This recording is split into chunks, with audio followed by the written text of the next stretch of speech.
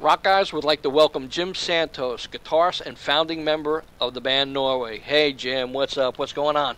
Hey, Brian, how you doing? Very good, very good. I'm going to cut to the chase right away. People want to know, when are they going to hear a new Norway CD? Brian, cutting right to the same chase. I don't know if there's going to be another one at this point. Wow. That's a big disappointment for me. For me too. You know, the last record, Rising Up from the Ashes, was kind of an ad hoc thrown together thing. It wasn't really meant to come out the way it did. Right. Once again, we seem to have the talent to put labels out of business. And you know, MTM was the label we wanted to sign with originally before we had signed with Now and Then. Right. Before our Arrival record, we signed with MTM, and we were real happy with that. And we were supposed to basically record a lot of the album here, and then get some bucks to go in and redo the drums and mix it in a proper studio. Right. And that never happened. They said we either release it like this or we don't do it. Right.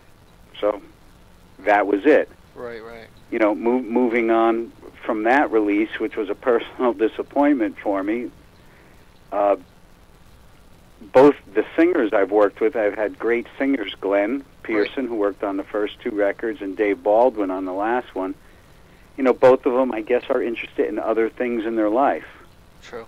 We had great working relationships, but we're not able to sustain it and get together and do anything. Right, right. So there's no possibility of a new CD ever happening? At this point, you know, I know people who are into music and melodic rock and hard rock don't want to hear it, but pretty much I've been the torchbearer now for 25 years. The front end of that, the first 10 or 15, all the hard work, 3 nights a week, 4 nights a week of practice, songwriting sessions, going to New York, trying to shop your songs, doing all of that, you get burnt out. Right. Wow. You know, from both last records, I guess what it comes down to, if I could get Glenn or Dave interested again, I would do something. Or another singer who's a little more, local to me in Jersey here. Right. I would gladly work with them to put something together. Right, but you're still writing and keeping up with your chops and stuff like that too, right? Absolutely. I mean, I have cut the guitar collection. I'm down to a baker's dozen. Okay. But I still have my full, recording set up at home. I do, of course, practice every day. My publisher in Japan is very good to me. He's always looking out for me. I haven't scored anything big yet, but he's sent me some things to write songs for Japanese artists. Cool. So I've written a couple songs that that he shopped for me for doing that. I've done some guitar tracks for a girl, Adri A. Uh-huh. She goes by. She sang on the last 2 Matson albums. Cool. If anybody wants to check her out on MySpace or Facebook, they can, or Google, her or Matson. She's a tremendous vocalist. I've done some guitar tracks for her. Right. I did do a new song last year with Dave Baldwin. Yeah. I don't know if you heard that. Where Are You Now? Yes, I did. Yeah, that came out on the Melodic Rock CD, and also I believe Hardline magazine in Germany this past spring had an interview with me that song was supposed to be on their compilation. Right. CD. So yeah, I mean, when I get an idea, I lay down little tracks. I have another song completely ready to go, but no vocals. Right. So, what's the next step for Norway then? The next step for Norway is really either I can connect with a good vocalist who wants to work with me in a writing and development sort of way. Right. Or I probably won't do one. Wow. It's too much personal time and effort to do for, quite honestly, for no return. Right, right. So what is the highlight of your career in Norway? Right now. No, it was the whole excitement back in the late '90s. The very first record, the indie record, because we had recorded that stuff again in the heyday, coming out of the '80s into the early '90s, when all the material from our Night Dreams album was recorded. Right. And it wasn't until Magnus Soderqvist, I think you pronounce his name, who used to be MTM. Right. He heard our stuff and hooked us up with George over at AOR Heaven. Right, yes. And George said, well, look, it's fine. It's great. If you get the CDs pressed, I'll buy 250 of them from you right away. Cool. So, at first he was our exclusive distributor, and it was just the whole excitement of that, and then now and then wanted to sign us, and it was very nice to go over to Manchester, England for a month. I lived over there while we recorded Arrival.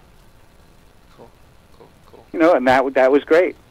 And then going back over and playing the Gods of Rock Festival, that was a real lot of fun. Great. That's pretty much it. What I'm doing right now, like I said, I'm still writing. I hope to, be able to play some songs with some other artists. I do have I have another, it's actually a song from our Arrival record that's going to be the third movie it's going to be in. Right. It's a small independent feature that's not out yet, that will be out later this year. Right. So, there's always stuff in the works. You never know what's going to happen. Right. Would you have done anything different in your career? Yes. What I would have done different, and I'd recommend to anybody who's in the business now, or especially young people coming up, don't stick with the same band members or people just because they're your friends. Right. If they can't make practice, if there's constant reasons why they don't know their parts, they don't know their lines, they don't know this or that, or they're not seeming to put in the effort that the rest of the team is ready to put in, you got to leave them behind and move on if you want to grab the brass ring and get to your dream. Right. How do you feel about the modern age of recording and stuff? Everything now, it don't look like CDs are going to be around too much longer. Who knows? Vinyl's making a little bit of a comeback, but everything seems downloaded now. How do you feel about that? Like anything else, you have to change with the times and go with it. I prefer the warm sound of analog. I still have an old Technics turntable that I keep tuned up, and I love playing vinyl on it. But, I also have an iPhone with all my songs on it. Right. As well, and, I don't think it sounds as good, but music isn't as important to this generation other than background noise. Right. As it was when I was coming up. It's like I read something recently. I think it was David Gilmour said the same thing. He said, we used to get together over somebody's place and, get stoned and put on a record, and everybody would then talk about it after it finished, just getting into the music. I don't think anybody does that anymore. Right.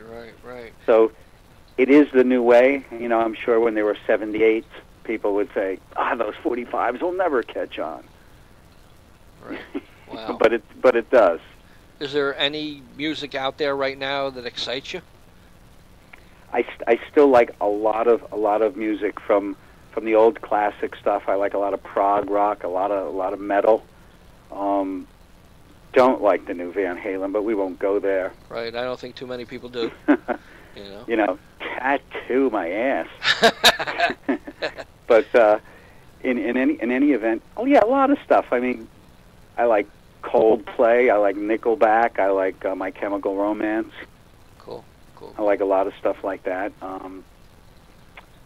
Like I said, I'm very open. You have readers on your website. People are going to hear this. Please let it be known. Anybody around the world. It's a small world now with the internet. They want to work. I'm more than happy to work with anybody. If they want to send me stuff to put tracks on, or mix something, or even put a bass part or a keyboard part on, I'd be more than happy to work with anybody. Cool. And they could contact you through your Facebook or the official Norway website? Absolutely. Right. And what are the future plans for yourself personally? To keep writing, try to get some good ideas, work with whoever I can drum up to at least sing. You know, you need a song demo to Right. pitch. You know, to pitch songs to a publisher or something. So I'm just going to keep doing that. Hope something hits. Like I said, I hope I can work with some wonderful people, other bands. You know, some people I like, even in the melodic rock. Like I've always liked Newman. Right. He's really good. People like that, they'd like to send me tracks to do some guitar work on it. I'd be happy to do that. My good buddy from Frozen Rain, Kurt Varric, you know him? Yes. Yeah, things like that. That's my immediate plans for the future. And I guess so many years of running around, I'm going to spend a little more time with my wife at home. Cool. Into some fine wine. I have a Corvette. We like to put the top down on a nice weekend afternoon and go for a ride. Cool. Well, I definitely appreciate you talking to me, and I wish you the best. Would you like to say anything in conclusion? I would. Brian, thanks for the opportunity to speak with you again. I always have a blast whenever we got together. You guys have been good to Norway and good for the scene in general, really trying to promote the scene. And I don't know how many people really appreciate that, how much work that takes.